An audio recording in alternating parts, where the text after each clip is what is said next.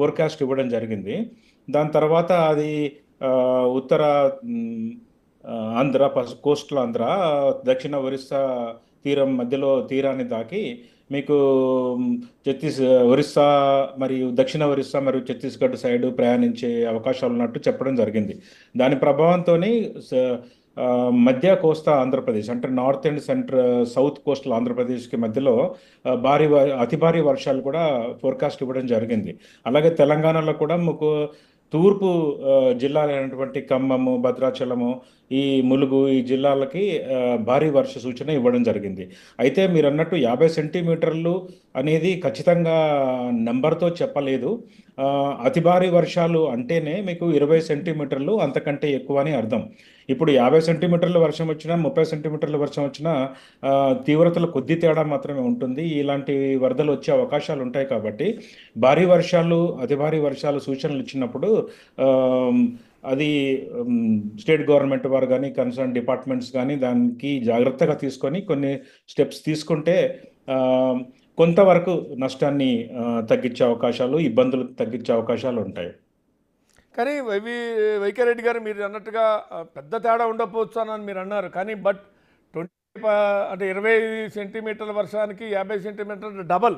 కానీ అంత డబల్ వర్షం పడ్డప్పుడు పైగా కాన్సన్ట్రేటెడ్గా ఒక రకంగా క్లౌడ్ బరస్ట్ కాదు కానీ క్లౌడ్ బరస్ట్ అన్నట్టుగా కుంభవృష్టి కురిసినటువంటి ప్రాంతం ఒక దాంతో పైన ఎగువన పడ్డటువంటి, ఇప్పుడు ఉదాహరణకి ఖమ్మంలో మున్నేరు అంత వరద, మాది కూడా ప్రాపర్ ఖమ్మమే కాబట్టి ఎప్పుడు మాకు తెలిసి మేము చిన్నప్పటి నుంచి ప్రతి ఎండాకాలం లాంటి ప్రతిసారి మున్నేరు పోతాం. కానీ ఎప్పుడు ఆ స్థాయిలో 36 అడుగులు స్థాయి అనేటువంటిది ఎప్పుడు చూడాల. కని విని ఎరగని ప్రవాహం 36 అడుగుల ఎత్తులో ప్రవహించడం అనేటువంటిది.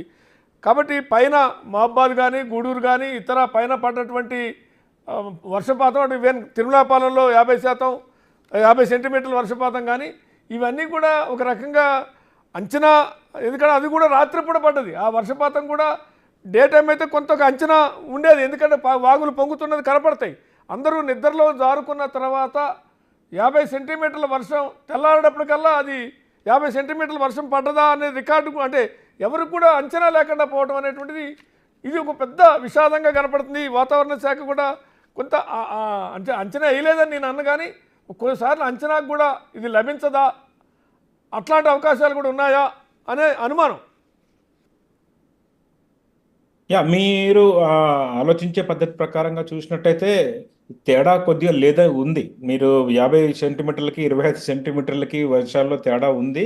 మీకు ఈ ముంపు ప్రాంతాలు చాలా పెరిగే అవకాశాలు ఉన్నాయి ఇంత తేడాతో తప్పకుండా. అయితే ఈ వాతావరణ పరిభాషలో ఎప్పుడు మేము సెంటీమీటర్లు వర్షం పడుతుందని చెప్పడం లేదు. ఆ, అతి భారీ వర్షం అంటే మీకు 20 సెంటీమీటర్లు, ఆ పైన ఒక రోజులో 24 గంటల్లో పడే అవకాశం ఉందనేది చెప్పగలుగుతాం అనమాట. సో అది మిగతాది కొన్నిసార్లు నెంబర్ల విధంగా చూసుకుంటే తేడా ఉంటుంది. ఇది సాధారణంగా ఉంటుంది, ఎక్కడైనా ఉంటుందని కూడా మీరు అన్నట్టు చెప్తున్నాను. 24 గంటలు, బహుశా ఇక్కడ 24 గంటలు కూడా ఆ సమయం చూస్తే 24 గంటలకు కూడా అనిపించలేదు. ఎందుకంటే ఈవినింగు అంటే బహుశా శనివారం నుంచి ఆదివారం తెల్లాడేటప్పటికల్లా ఆ ఉపద్రవం వచ్చి పడ్డట్టుగా అనిపించింది. 12 అవర్స్ అనొచ్చా, లేకుంటే బహుశా ఇంకొద్దిగా ఎక్కువ అనొచ్చు, కానీ 24 అవర్స్ కూడా ఆ టైం ఇవ్వలేదు. ఆ 50 సెంటీమీటర్ల వర్షపాతానికి 24 గంటలు కూడా పట్టలేదేమో అనిపించింది నాకున్నటువంటి అంచనా ప్రకారం. ఇది wrong or right, I don't know. కొన్ని ప్రాంతాలలో మీకు 12 గంటల్లోనే అంత వర్షం పడే అవకాశం ఉందండి.